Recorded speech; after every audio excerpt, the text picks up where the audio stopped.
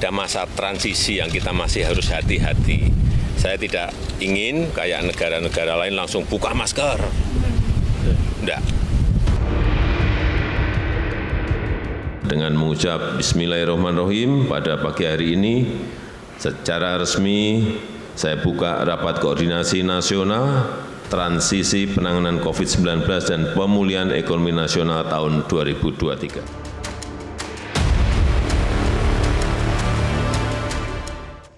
Halo, selamat malam pemirsa. Pekan ini kita akan kembali melihat bagaimana Presiden dan Wakilnya menjalankan roda pemerintahan dan mengatasi berbagai persoalan.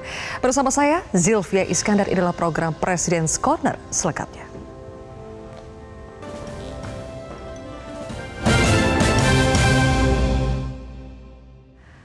Pekan ini Presiden Joko Widodo secara resmi menyatakan Indonesia memasuki masa transisi penanganan pandemi, sebuah status atau kondisi yang telah lama dinanti.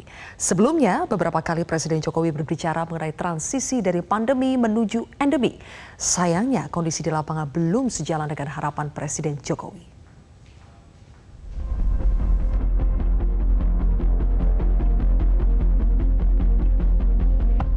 Inilah salah satu gaya belusukan Presiden Jokowi terbaru pasca pencabutan PPKM akhir tahun lalu. Presiden Jokowi kini dapat lebih santai berada di tengah warga dan berfoto bersama tanpa terhalang masker yang menutupi wajahnya.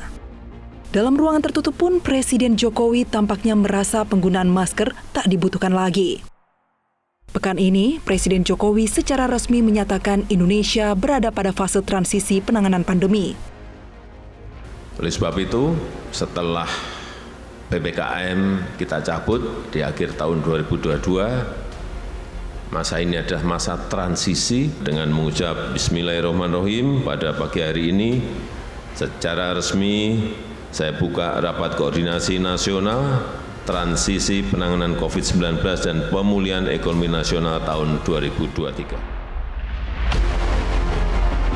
Indonesia telah melalui jalan panjang untuk mencapai transisi pandemi, salah satunya melakukan 448 juta kali penyuntikan vaksinasi. Selain mendatangkan ratusan juta vaksin impor, Indonesia juga berhasil memproduksi sendiri vaksin COVID-19 produk dalam negeri. Selain untuk memenuhi kebutuhan domestik, vaksin merah putih juga ditujukan untuk membantu mengatasi kesenjangan vaksinasi di tingkat global. Dan jumlah yang kita suntikkan sampai saat ini sudah 448 juta suntikan. Bapak Ibu bisa membayangkan gimana satu persatu 448 suntikan itu kita berikan pada masyarakat. Bukan persoalan yang gampang. Dan geografis kita juga tidak mudah. Ada gunung, ada laut, ada sungai yang harus semuanya dilalui untuk mencapai yang namanya rakyat bisa disuntik, rakyat mau disuntik. Berjalan beriringan dengan penanganan pandemi, pemerintah juga bekerja keras menjaga stabilitas ekonomi, salah satunya melalui konsep gas dan rem. Melakukan manajemen gas dan rem itu juga bukan sesuatu yang mudah. Begitu hitungan salah sedikit, ekonomi akan jatuh. Tetapi begitu gasnya terlalu kencang juga, pandeminya juga bisa. Nah, itulah yang kita lakukan, menjaga keseimbangan antara kesehatan dan ekonomi yang semuanya menekan manajemen negara.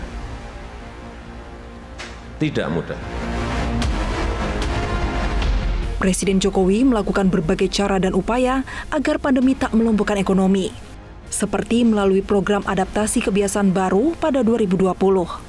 Saya datang ke Kota Bekasi, Provinsi Jawa Barat, untuk memastikan pelaksanaan kesiapan kita dalam menuju ke sebuah tatanan baru, ke sebuah normal yang baru.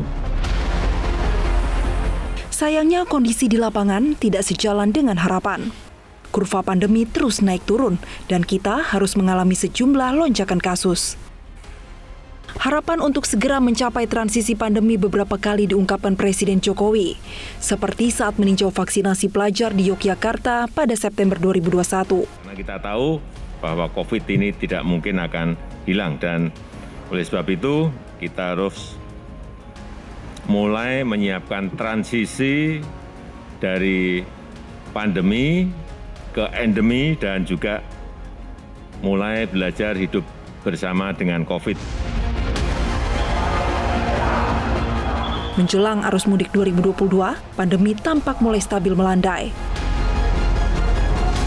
Pemerintah pun melonggarkan pembatasan mobilitas dan kembali harapan mencapai transisi pandemi diungkapkan Presiden Jokowi. Ya, kita yang pertama memang mudik kita perbolehkan karena melihat angka-angka kasus harian memang sudah sangat rendah dan kasus aktifnya kan sudah di bawah 20.000, memang rendah. Tetapi apapun ada masa transisi yang kita masih harus hati-hati. Saya tidak ingin kayak negara-negara lain langsung buka masker. Enggak. Ini masih ada transisi kira-kira 6 bulan. Kita lihat seperti apa, baru nanti silahkan kalau yang di luar ruangan buka masker, kalau di dalam ruangan masih tetap pakai masker. Ada tahapan-tahapan dan kita tidak perlu tergesa-gesa. Karena apapun kita punya pengalaman saat Delta seperti apa, saat Omikron seperti apa. Sehingga kehati-hatian, kewaspadaan itu tetap harus. Apa yang sebenarnya terjadi di balik lonjakan setoran haji tahun ini? Pemerintah mengusulkan jemaah haji membayar nyaris 2 kali lipat dibandingkan tahun sebelumnya. Masyarakat menanti sentuhan tangan dingin Presiden Jokowi. Selengkapnya sesaat lagi.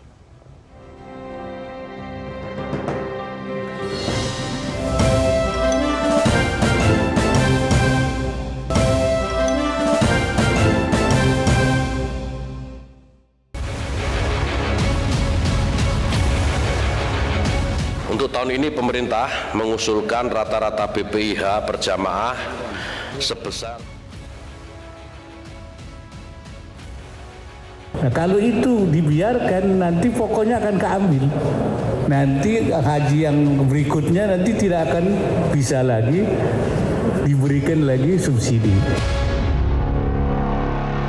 Pemirsa, polemik mewarnai pembahasan biaya perjalanan ibadah haji atau BP. Muncul protes terhadap angka yang diusulkan Menteri Agama. Pasalnya, pemerintah mengusulkan jemaah haji membayar nyaris 2 kali lipat dibandingkan tahun sebelumnya. Masyarakat kini menanti sentuhan tangan dingin Presiden Jokowi. 7 ayat 1 menyebutkan bahwa Saudara Menteri Agama RI yang kami hormati. Rapat kerja Komisi 8 DPR dengan Menteri Agama Kamis pekan lalu memantik polemik. Pasalnya, Menak mengusulkan biaya perjalanan ibadah haji, yaitu biaya yang harus dibayar calon jemaah sebesar Rp69 juta. Untuk tahun ini pemerintah mengusulkan rata-rata BPIH per jamaah sebesar Rp98.993.909,11 Ini naik sekitar Rp514.888,02 dengan komposisi BP sebesar Rp69.193.734 atau 70%. Dan nilai manfaat atau optimalisasi sebesar Rp29.700.175,11 atau 30%. Komponen yang dibebankan langsung pada jamaah haji, kami menjelaskan dengan menggunakan asumsi dasar ini, pemerintah mengusulkan biaya rata-rata besaran BP tahun 2023 sebesar Rp69.733.733,6. Bila dibandingkan tahun 2022, biaya ibadah haji sebenarnya hanya naik Rp515.000 saja. Lalu mengapa setoran haji naik hampir 2 kali lipat jumlahnya? Perbedaan mendasar BPIH 2022 dan 2023 ada pada proporsi subsidi. Sumber dananya adalah nilai manfaat hasil investasi dana abadi haji oleh Badan Pengelola Keuangan Haji atau BPKH. BPKH adalah lembaga negara yang bertanggung jawab kepada Presiden melalui Menteri Agama. Tahun lalu dengan BPIH Rp98 juta, jemaah hanya membayar 40,5%-nya saja, yaitu Rp40 juta. Sisanya ditalangi nilai manfaat dana haji, besarnya Rp58,5 juta per jemaah. Tahun ini, Menteri Agama mengusulkan memangkas subsidi dari nilai manfaat menjadi 30% saja, yaitu 29,7 juta rupiah. Dampaknya jemaah harus menanggung 70% biaya dan menyetor 69 juta rupiah. Lonjakan biaya haji yang harus dibayar masyarakat menuai protes. Pemerintah diminta mencari solusi cerdas untuk menekan biaya haji, seperti bernegosiasi dengan pemerintah Arab Saudi. Sejumlah wakil rakyat juga menilai skema kenaikan BP tahun ini tidak adil bagi calon jemaah haji. Wakil Ketua Komisi 8 DPR Marwanda Sopang bahkan mempertanyakan momen kenaikan BPIH saat pemerintah Arab Saudi justru menurunkan tarif paket biaya haji.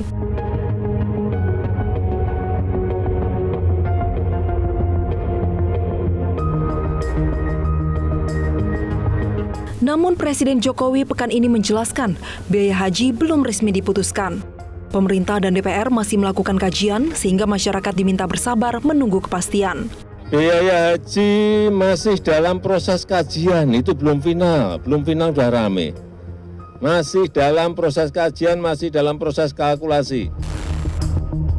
Menurut Kementerian Agama, pengurangan skema subsidi dalam biaya haji bertujuan agar dana kelolaan BPKH berkelanjutan, hingga jemaah haji pada masa depan masih dapat menikmati subsidi.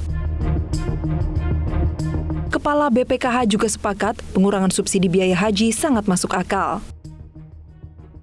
Pasalnya, setiap tahun besaran subsidi yang diambil dari dana kelolaan BPKH selalu naik untuk menekan biaya yang ditanggung jemaah. Menurut perhitungan BPKH, dana yang dikelola akan habis sebelum 2027 bila penggunaan nilai manfaat tidak dikurangi. Di DPR tak semuanya keberatan dengan usulan Menteri Agama. Wakil Ketua Komisi 8 DPR Aceh Hasan Syadzili menyebut, kenaikan BP perlu dilakukan demi keberlanjutan keuangan haji dan keadilan bagi jemaah di masa depan. Jemaah haji Indonesia merupakan yang terbesar di dunia. Keinginan beribadah haji begitu kuat, membuat antrian mengular hingga puluhan tahun. Di sejumlah daerah, masa tunggu bahkan melebihi rata-rata umur manusia. Pekan ini, Wakil Presiden menyatakan dukungan pengurangan subsidi BPIH karena besaran subsidi sebelumnya terlalu besar. Skema subsidi harus dirubah agar jemaah haji masa depan juga dapat menikmati subsidi.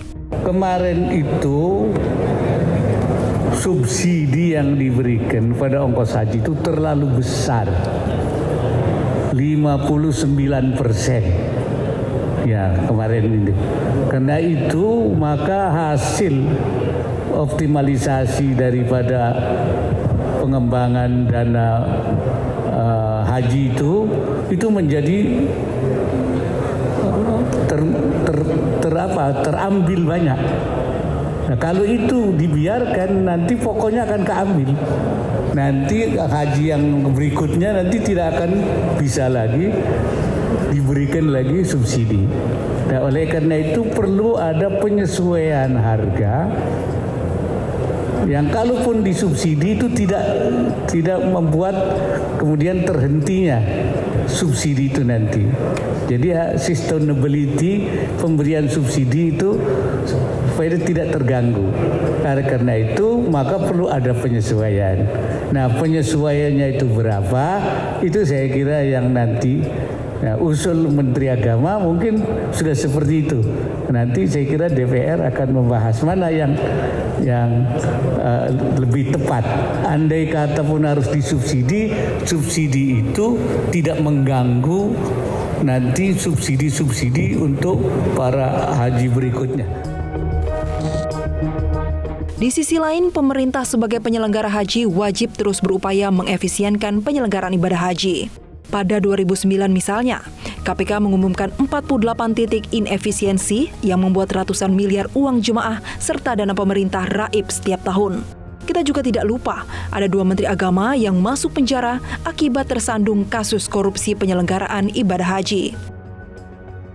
BPKH juga dituntut lebih cakap meningkatkan nilai manfaat. Penurunan nilai manfaat 4% dalam laporan akhir 2022 harus menjadi cambuk agar BPKH bekerja lebih keras. Apa saja pernyataan penting dan menarik dari Presiden pekan ini? Kami akan hadirkan informasinya sesaat ini.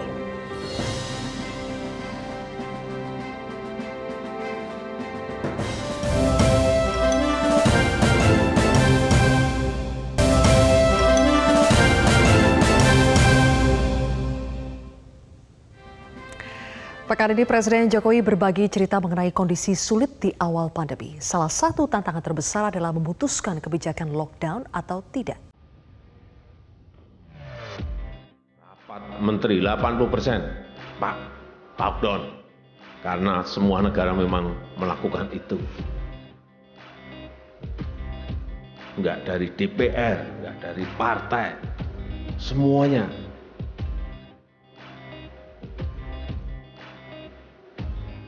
Lockdown. Tekanan-tekanan seperti itu pada saat mengalami krisis dan kita tidak jernih, kita tergesa-gesa, kita gerusa-gerusu, bisa salah, bisa keliru. Coba saat itu, misalnya kita putuskan lockdown, hitungan saya, dalam 2 atau 3 minggu, rakyat sudah nggak memiliki peluang yang kecil untuk mencari nafkah, semuanya ditutup, negara tidak bisa memberikan bantuan kepada rakyat. Apa yang terjadi? Rakyat pasti rusuh. Itu yang kita hitung sehingga kita putuskan saat itu tidak lockdown. Sementara itu saat membuka Rakernas penurunan stunting pekan ini, Presiden Jokowi beberapa kali mengkritisi pelaksanaan sejumlah kegiatan seperti masih tingginya angka stunting di sejumlah provinsi. Kalau provinsi, tadi sudah disampaikan oleh Menkes, 5 tertinggi yang persentasenya tinggi itu memang di NTT, Sulbar, Aceh, NTB, dan Sultra. Tetapi kalau dihitung secara jumlah, beda lagi. Yang paling banyak adalah Jawa Barat, kemudian Jawa Timur, Jawa Tengah, Sumut, dan Banten. Jumlahnya kita lihat ada semuanya. Ini kalau jumlah yang ada ini semuanya bisa kita miliki by name, by address-nya, lebih mudah sekali untuk menyelesaikan. Karena sasarannya jelas, siapa. Monitornya jelas, harus diberi apa juga jelas. Presiden Jokowi juga menyentil kementerian yang mencari jalan pintas saat menjalankan program bantuan asupan gizi. Presiden meminta bantuan gizi tidak berbentuk makanan instan. Karena yang lalu-lalu saya lihat di lapangan, dari kementerian masih memberi biskuit pada anak. Cari mudahnya, saya tahu, lelangnya gampang. Kalau telur, ikan kan gampang busuk, gampang rusak telur. Ini mudah, cari mudahnya aja. Jangan dilakukan lagi. Kalau anaknya, bayinya harus diberikan telur, ya telur. Berikan ikan, ya ikan. Dalam acara yang sama, Presiden Jokowi juga menyentil Menteri Kesehatan karena banyak fasilitas kesehatan di daerah yang belum lengkap peralatannya. Presiden meminta Menkes menyediakan anggaran pengadaan terutama terkait pelayanan ibu hamil dan balita. Juga yang berkaitan dengan USG atau alat timbang atau alat pengukur tinggi atau panjang badan. Itu harganya berapa sih? USG itu harga berapa sih? Anggaran Menkes berapa sih? Kan gede banget. Tahun ini dibelikan semuanya lah. Kalau sudah 5.000, tinggal nambah 5.200 sudah rampung semuanya. Timbangan harganya berapa sih timbangan? Timbangan digital harganya berapa sih? Kan murah banget. Masa nggak bisa membelikan negara sebesar kita ini? Untuk pengukur panjang badan atau tinggi anak, masa nggak bisa sih? Setiap posyandu itu ada. Tapi karena Pak Menkes ini dulu banker, bankir itu hitungan uang mestinya lebih pandai Pak Menteri daripada saya. Yang paling penting tahun ini bisa diselesaikan semuanya. Pemirsa, demikianlah Presiden's Corner hari ini. Saya Zilvia Iskandar mewakili seluruh rekan kerja yang bertugas mengucapkan terima kasih atas kebersamaan Anda. Tetaplah bersama kami di Metro TV.